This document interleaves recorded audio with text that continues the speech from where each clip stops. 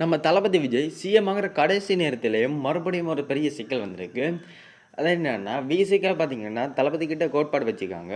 So, இதனால நம்மகிட்ட இருக்கிற மொத்த சீட்ஸ் பார்த்தீங்கன்னா, இப்ப 117 ஆயிருக்கு. அது மட்டும் இல்லாம, தளபதி விஜய் 2 தொகுதியில போட்டியிட்டு 2 தொகுதியுமே பெரும்பான்மை வெற்றி அடைஞ்சாரு. ஸோ, பார்த்தீங்கன்னா, அதில ஏதாவது ஒண்ணு தளபதி இப்ப ரிசைன் பண்ணியாகணும்.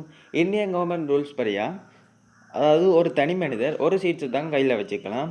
ஸோ பார்த்தீங்கன்னா நம்ம தளபதி 2ல் ஏதாவது ஒரு சீட்ஸை கைவிட்டாகணும்.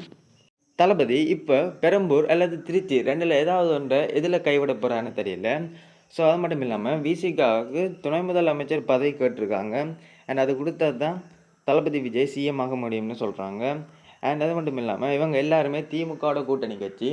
ஸோ என்ன சதிவேலை பண்ணுறாங்கன்னு யாருக்குமே தெரியல. ஸோ இப்போ நம்மக்கிட்ட காங்கிரஸோடையும் கம்யூனிஸ்ட் 2 கட்சியோடையும் மொத்தமாக 9 சீட்ஸ் இருக்குது. அண்ட் அதையும் சேர்த்தா மொத்தமாக 116 சீட்ஸ் நம்மக்கிட்ட மொத்தமாக இருக்குது. ஸோ இன்னும் 2 சீட்ஸ் இருக்குது. அண்ட் இன்றைக்கி தளபதியோட பதவியேற்பு விழா நடக்குமான்னு கண்டிப்பாக தெரியல. 90% அது நிறுத்துவதற்கான வாய்ப்பு தான் இருக்குது. இன்னைய நாளை விட்டால் மறுபடியும் தளபதி வர திங்கட்கிழமைக்கு அப்புறம் தான் பதவியேற்பு விழா நடக்க வரும். அண்ட் தளபதி ஃபேன்ஸ் கான்ஃபிடென்ட்டாக இருங்க. எப்படியோ நம்ம தான் ஃபைனலில் ஜெயிப்போம்.